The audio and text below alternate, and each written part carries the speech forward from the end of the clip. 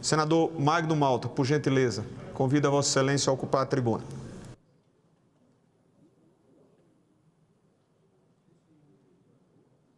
Obrigado, viu, por ter falado. Senhor presidente, senhores senadores, é claro que eu tentarei ser breve, mas a mim falta a capacidade de síntese do senador, ex-senador Eduardo Suplicy, que tem uma capacidade muito grande de síntese. Suplicy, ex-senador. A mim falta essa capacidade que ele tinha de síntese. Senhor presidente, senhores senadores, ainda tratando do assunto retaliação na área do turismo, essa cadeia toda atingida, e quero discordar que essa retaliação não seja ideológica, claro que é ideológica, e tem um fator claríssimo diante dos nossos olhos. Está no Rio de Janeiro aportado um navio de guerra do Irã. Isso é ideológico ou é amor? Um navio de guerra, e que fez uma grande festa. E essa casa precisa saber quem estava na festa. Está aportado no Brasil. E aí os Estados Unidos entram na lista de retaliação. O Irã está na lista dos Estados Unidos de retaliação por conta de terrorismo. Uma palavra que está muito em moda no Brasil. Está em moda nos discursos dessa casa. Muita coisa já ouvimos, golpistas, terraplanistas, terroristas agora, genocidas. Assim, isso é bobagem. Mas nós podemos desfazer todas essas coisas com a CPMI do dia 8. Quebraremos sigilos, ouviremos pessoas. E essa CPMI, que já nasce mamando, já nasce nascida, basta tão somente ser lida numa reunião do Congresso Nacional, senhor presidente, revelará realmente quem são os baderneiros. Imagino que parte seja os mesmos de 2016, que botaram fogo na esplanada. E aqui quero relembrar o então governador Hollenberg, que foi colega nosso nessa casa, do PSB. E ele colocou a polícia para reprimir os black blockers, botando fogo em ministérios, incendiando a esplanada. E depois eu fui obrigado a ouvir discurso de senador aqui, meus olhos estão lacrimejando aqui, mas isso aqui é bomba de efeito moral, gás lacrimogêneo, sei lá o quê, que jogaram contra as pessoas manifestantes, os manifestantes que botaram fogo na esplanada. Os mesmos manifestantes que invadiram o Supremo, quebraram tudo. Os mesmos que invadiram a Câmara. Nunca foi ato antidemocrático, foi um ato democrático. E com discursos, então essa narrativa não cola se precisar de mim. Porque em nenhum momento vou me acovardar e vou falar. Ouvi de um ministro aqui no dia da votação da eleição do nosso presidente Pacheco, não vamos fazer isso, porque isso pode resvalar em senadores. Olha, se você está falando de quem? Se estiver falando de mim ou sobre mim, abra a CPI. Que se eu cometi algum ato terrorista, claro que eu tenho que pagar. Mas o Brasil não conhece terrorismo. O Brasil conhece só um terrorista, chamado César Battisti. Esse terrorista foi inocentado pela nossa Suprema Corte. O seu advogado brilhantíssimo pegou um indivíduo que queimou crianças junto com a família dentro de casa, está preso, prisão perpétua na Itália, e fez uma delação premiada. A delação dele, ele assume todos os crimes que fizeram dele inocente aqui no Brasil. Ora, se nessa CPI do dia 8 de janeiro conseguirmos encontrar alguém que seja próximo a César Battisti, e eu me lembro do dia do julgamento dele, estava cheio de senadores, O senador Neri, que é uma boa pessoa lá do Pará, estava lá. O senador Randolph também. Eu tenho até a foto. Grandona assim. Se quiser até eu mostro. Né? Eles estavam lá. E eles fizeram uma festa na hora que o homem foi inocentado. O homem é decente, não é terrorista. Eu quero que na CPI encontremos um terrorista que pelo menos se assemelhe a essa criatura que põe fogo em criança. Ah, vai resvalar em quem que resvale, em quem quiser. Quem cometeu o crime que pague. Se alguém se vestiu de verde e amarelo e veio e cometeu crime no Senado, pague. Mas eu já participei de centenas e centenas de movimentos no Brasil, patriotas cantando o hino nacional, milhões de pessoas, milhões e milhões. Quando eles iam embora, não ficava nem um copo no chão, não tinha ocorrência policial.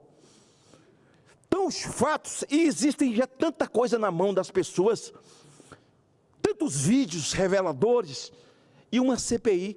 Eu pergunto a Vossa Excelência que está presidindo a casa, por que 100 anos no sigilo do Palácio do Planalto? Mas na campanha política dizia que não ia ter sigilo em um dia em nada. Mas era uma tentativa de atingir Jair Bolsonaro. E assim eu queria que alguém, se alguém viesse ao plenário, fizesse um discurso e me mostrasse 3 atos inconstitucionais de Jair Bolsonaro. 3. Eu calo minha boca. Vou botar a viola no saco. Não, vou melhorar. 2 crimes de Jair Bolsonaro contra a Constituição. 2. Eu boto a viola no saco também. Não, vou melhorar. 1 crime, 1 ato antirrepublicano de Jair Bolsonaro. Eu boto a viola no saco, vou embora. Me calo e sou um homem capaz de pedir desculpa, porque dizia minha mãe analfabeta profissional, que só os tolos não mudam. E eu vou mudar. Mas que é preciso é.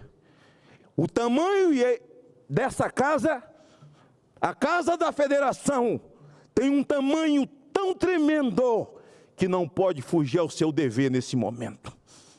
É preciso abrir a CPI do dia 8 de janeiro. As pessoas estão indo para casa em liberdade. Você não prende um terrorista por 60 dias. Estão indo em liberdade.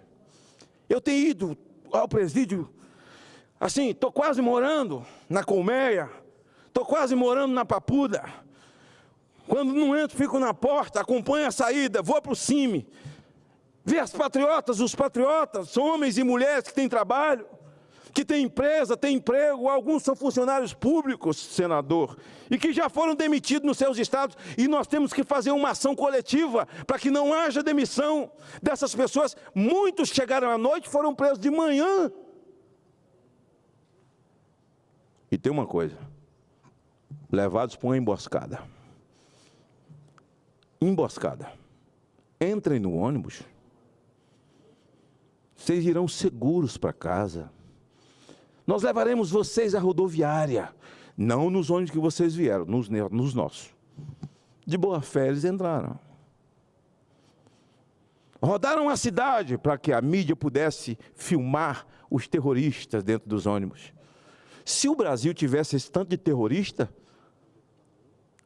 nós era pior do que o Hezbollah. Nós éramos piores do que o ISIS. Um país desse tamanho, com tanto terrorista, era explosão de prédio, de banco, todo dia. De onde saiu isso? Narrativa. Eu vi um vídeo do presidente Lula dizendo assim: Bolsonaro nunca mais voltará ao poder. Nós temos que seguir criando boas narrativas. Ele que disse, não foi eu. Não sei nem se estava bêbado, mas foi ele que disse. Boas narrativas. Ok. Terraplanistas, negacionistas, sem problema. Golpistas.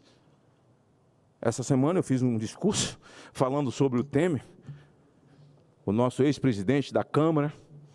ex-presidente do PMDB, ex-presidente da República, que fez 2 grandes reformas, e o presidente atual, onde vai, ele faz questão de citar o nome do Temer, que deu um golpe. Eu não sei como isso não sensibiliza os correligionários do ex-presidente Michel Temer.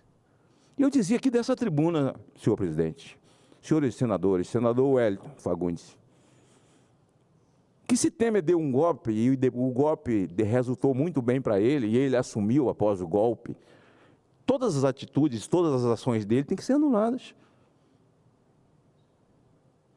É preciso anular a reforma da Previdência, é preciso anular a reforma trabalhista, que voltou a gerar emprego. O empresário parou de ter medo, senador Girão, porque o indivíduo arruma um emprego, sai com 6 meses e leva metade do restaurante do cara. Os tribunais do trabalho viviam cheios de processos, todo mundo era processado. Litigância de má-fé, uma frase criada pelo relator, nosso querido líder Marinho, Rogério Marinho, que foi o relator da reforma da Previdência. Eu já falei sobre esse assunto. Então, o ato de nomeação do ministro da Justiça, Alexandre de Moraes, será anulado? A indicação dele para o Supremo, anulada? As decisões que ele tomou, anuladas? Porque se foi um golpe, quem diz isso é o presidente da República. Não sou eu.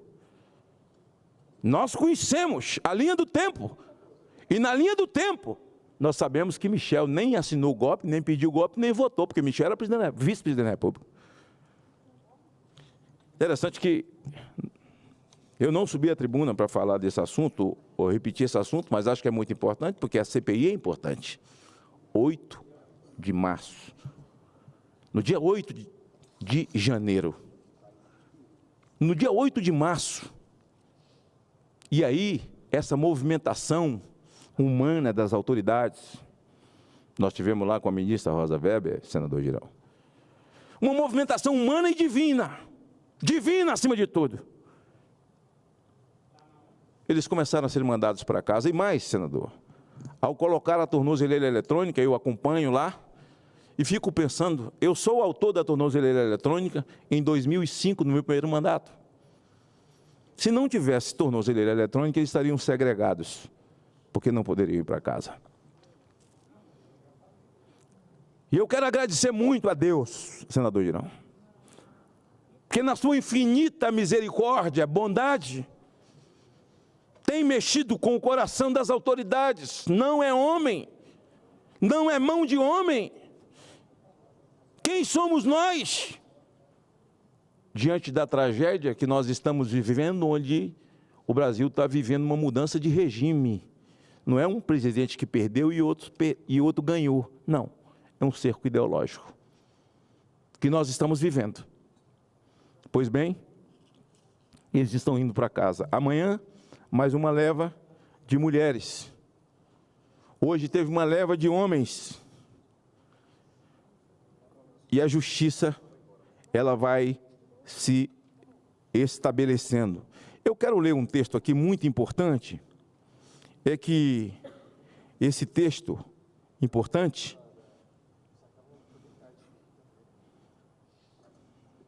senador Magno, enquanto o senhor puder me fornecer uma parte. sim, Pode? posso. Eu, em primeiro lugar,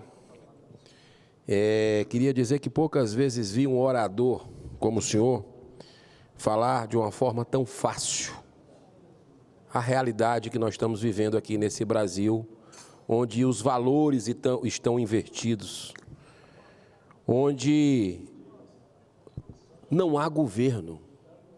O que a gente vê que está acontecendo agora no governo Lula, no governo, é o nome que a gente tem que dar, é uma aberração. Tudo que ele falou durante a campanha, fazendo o inverso nas pautas, colocando as pessoas em polvorosa, com atitudes incoerentes, onde o fígado, onde a revanche está acima de qualquer razoabilidade. E esses atos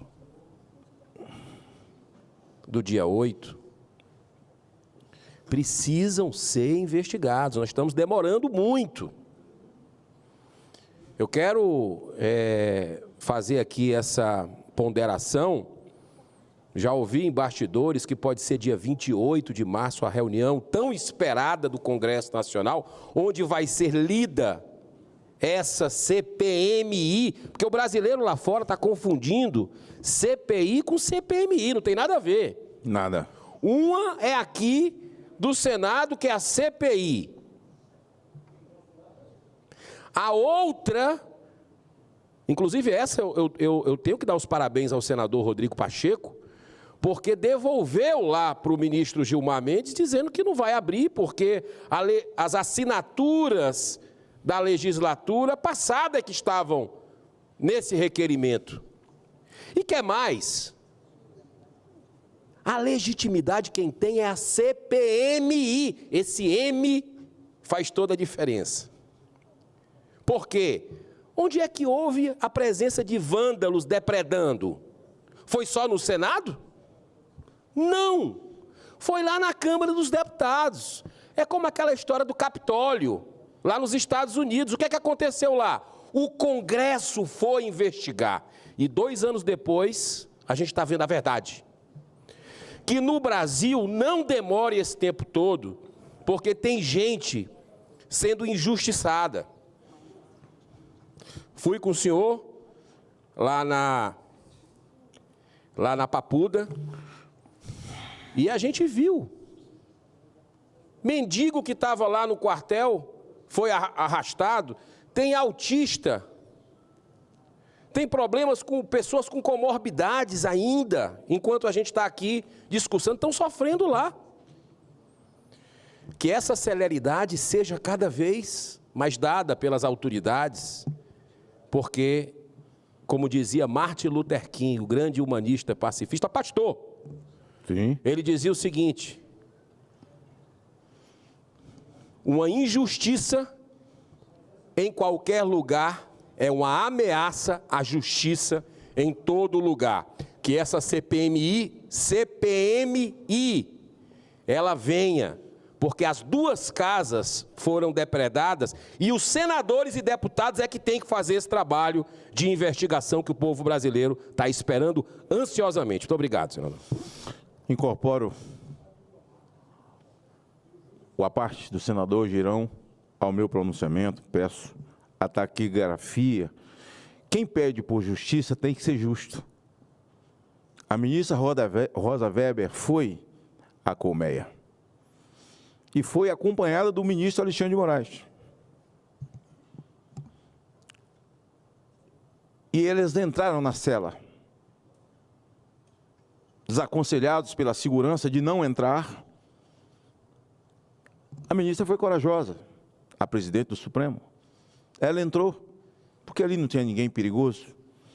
E ela perguntou quantos banheiros tinha para aquelas mulheres, 150.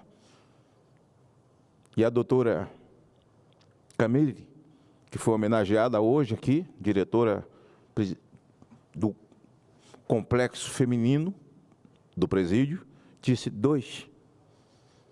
Ela pediu para ver, ela foi lá ver os banheiros, junto com o ministro Alexandre de Moraes. E ao final, as presas pedem para orar com eles um Pai Nosso. E eles oraram um Pai Nosso com as presas. Vivemos tempos difíceis, mas eu estou dizendo que não é atuação humana isso. Não é porque fulano falou, porque alguém chiou, porque alguém gritou. Não. Esse é um tempo de uma ação divina que nós esperamos para todo o país, em todas as áreas e em todos os setores. E confio nisso, presidente. Que Deus nos proteja no momento de tanta dificuldade. E nós aqui no Senado, nós temos que distensionar essa casa, porque todos nós somos senadores e queremos é que a casa seja protegida e cumpra o seu papel. Nós não somos inimigos do Senado. Existe oposição, existe situação. Sempre existiu isso. E precisamos nos respeitar e dar o respeito às pessoas. Nós somos oposição ao governo. Não somos oposição um ao outro aqui dentro. De jeito nenhum. O senhor pode falar o que quiser e eu sou obrigado a te respeitar. Aliás, devo o respeito. Ele pode falar o que quiser, eu devo o respeito. O sujeito defende o aborto. Cara, assim, eu sou completamente avesso só de ouvir, mas eu vou respeitar. Mas quem defende tem que respeitar a mim. Que não defendo. Aliás, para mim, aborto é um assinte contra a natureza de Deus. Para mim, quem defende aborto tem coragem de matar a mãe. Mas eu queria, senhor presidente, encerrar lendo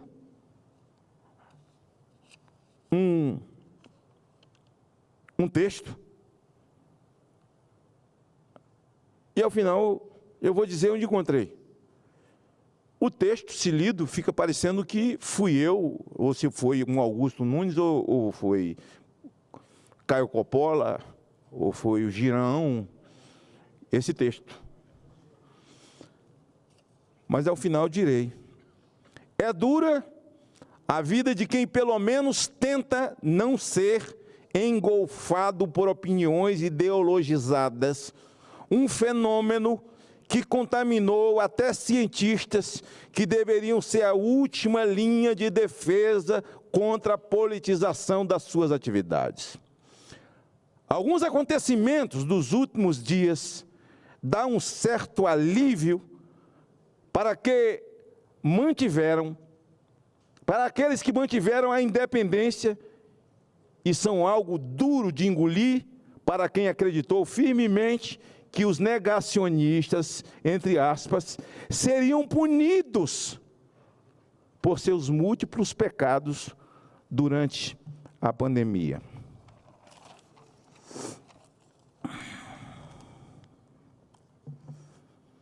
Obviamente, os fatos não têm nada a ver com opiniões formadas com base em posições políticas. Progressistas em geral louvando a ciência, essa coitada tão abusada e conservadora, insurgindo-se contra a obrigatoriedade de medidas como máscaras, lockdowns e vacinas. Teste de realidade. Vírus saiu de um laboratório e máscaras foram inúteis. No olho do furacão, a matéria de nós quis acreditar que uma camadinha de papel ou de pano em frente do rosto nos protegeria de vírus e que ficar em casa era o preço a pagar pela sobrevivência a uma praga incontrolável saída da natureza para, como sempre, punir os humanos por invadir habitats animais. No fundo, era nossa culpa e precisamos expiá-la. O Departamento de Energia dos Estados Unidos e o FBI fizeram declarações apontando uma razoável convicção de que o vírus Covid-19 escapou por acidente do laboratório chinês onde era estudado, em Wuhan. Parecia um absurdo, lógico, imaginar que o vírus aflorando na cidade de Wuhan, onde funciona um laboratório de estudos desse tipo de agente patológico, tivesse saído por acaso de um morcego que infectou um animal intermediário que infectou humanos. Mas quem disse isso chegou a ser chamado de racista. Outro tijolinho recente. A revelação de que a França havia encerrado a colaboração com o laboratório de Wuhan e avisado que ela estava sendo usada para fins militares. Fato. Uma instituição chamada Corchene Liberi, considerada a mais respeitada na análise de intervenção médica em escala mundial, concluiu que a máscara comuns ou usadas por profissionais de saúde nos N95 provavelmente fizeram pouca ou nenhuma diferença na propagação da doença antes da pandemia. Serviços médicos de diferentes países e organizações mundiais de saúde não consideravam a máscara efetiva para conter o contágio de doenças respiratórias. Fato ou fatos.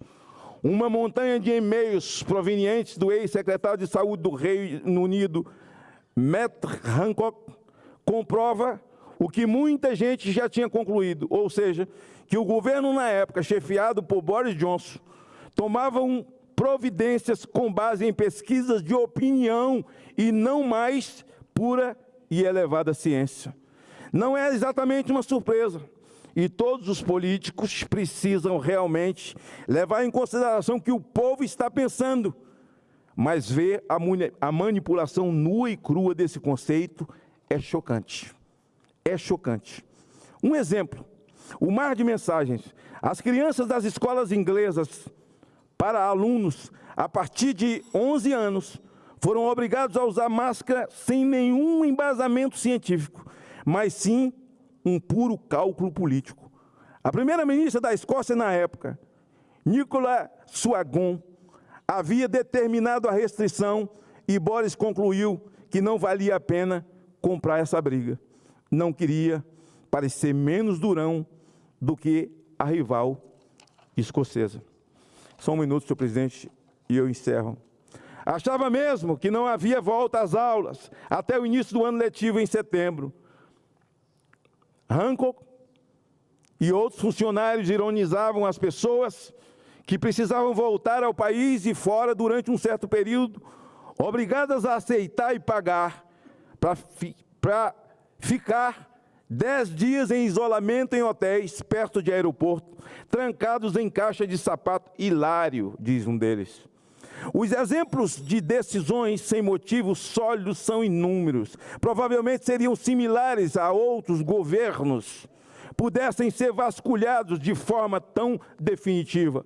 Um dos raros países que já fizeram isso foi a Suíça, que se distinguiu de todos os outros países desenvolvidos por não mandar a população se trancar em casa. Manter abertas as escolas para os jovens e crianças foi uma decisão fundamental correta, concluiu a comissão do coronavírus. Outra conclusão: vários outros países que implantaram lockdown tiveram resultados significativamente piores do que o da Suíça. A autoridade médica, única responsável pelas medidas oficiais, pecaram por demorar muito para alertar a população e houve aglomeração que deveria ter sido restringida, criticou a comissão. Em resumo, muitas das orientações e das consequências do combate ao Covid-19 só estão sendo estudadas agora, enquanto autoridades médicas e governamentais tiveram que reagir no calor dos acontecimentos e em meio a um estado mundial de pânico e prognósticos calamitosos. Quanto mais a ciência verdadeira e jornalismo inquisitivo prescrutarem de onde se originou a pandemia, como se propagou, o que funciona e o que não funciona, ou seu combate, mais e mais nós teremos a ganhar em aprofundando. Reconhecer fatos não é premiar os negacionistas, entre aspas,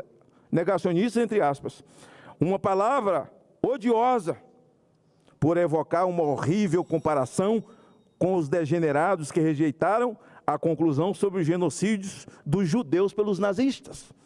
Normalmente o esquerdista, ele odeia judeu, ele odeia Israel, ele faz vista grossa, ele não enxerga o que é genocídio de fato. São os campos de Auschwitz, são as crianças queimadas e mortas, e esses que hoje celebram o Covid e chamam pessoas de genocidas, eles são cegos para o advento dos alemães contra os judeus. Escrevendo o espectro com uma inteligência brilhante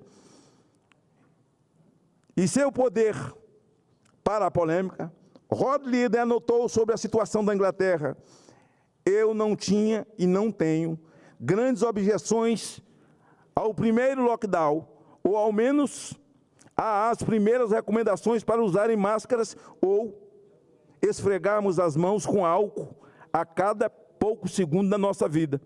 Não sabíamos o que estávamos enfrentando. Lille, obviamente, é um conservador e escreve que, entre aspas, muito do que fomos proibidos de dizer, sob pena de sermos banidos das redes sociais ou demitidos de nossos empregos, revela ter considerável substância. Já encerro, senhor presidente. Quem preferir pode ignorar essa parte e se ater aos fatos que estão contando uma história a qual não deveríamos fechar os nossos ouvidos. Nunca se morreu tanta gente, nunca se morreu por morte súbita no mundo. Simplesmente apagou. Esse texto não é meu, não costumo falar com o texto na mão, até porque tenho dificuldade. Prefiro falar com o meu coração, o que sinto. Esse texto devia ser primeira página, mas não é. Está lá no finzinho. É de sexta-feira passada da revista Veja no Brasil. Não foi escrito por Eduardo Girão, não foi Caio Coppola, não fui eu, não foi nenhum indivíduo, muito menos Jair Messias Bolsonaro. Eu pretendo, na próxima semana, ler nesta tribuna a bula da vacina da Pfizer. Eu vou ler aqui. Eu vou ler a bula de todas as outras vacinas. Eu não me vacinei, graças a Deus, e sei que Deus tem cuidado, e vai cuidar das pessoas que se vacinaram. Porque um pânico foi posto na cabeça dessas pessoas e no coração, que as colocaram tão amedrontadas, tão em pânico, trancadas em casa, onde qualquer vírus de gripe pode ser incubado. As pessoas que têm rinite, como eu, ao tossir, achava que já ia morrer. Ao dar um espirro perto de alguém, alguém ia embora, saía do restaurante, porque aqui ele está doente. E nós fomos assaltados por tudo isso. E as pessoas foram levadas pelo pânico. As pessoas diziam na campanha: você é maluco, não fala sobre esse assunto, senão você não vai ganhar. Não depende de mim, urna é só um detalhe. Se eu passar por ela, foi Deus, se eu não passar, foi Deus também. Que bobagem, eu só quero discutir o que eu acredito. E vou continuar discutindo o que eu acredito. É lamentável, é triste ler a bula. Até porque nem aconselho quem tomou ler. Porque se ler a bula, pode ter um infarto ao ler a bula. E a gente vai parar de falar só porque alguém pode vir te chamar de negacionista, de terraplanista, não é? E com essa narrativa em cima do presidente Jair Bolsonaro,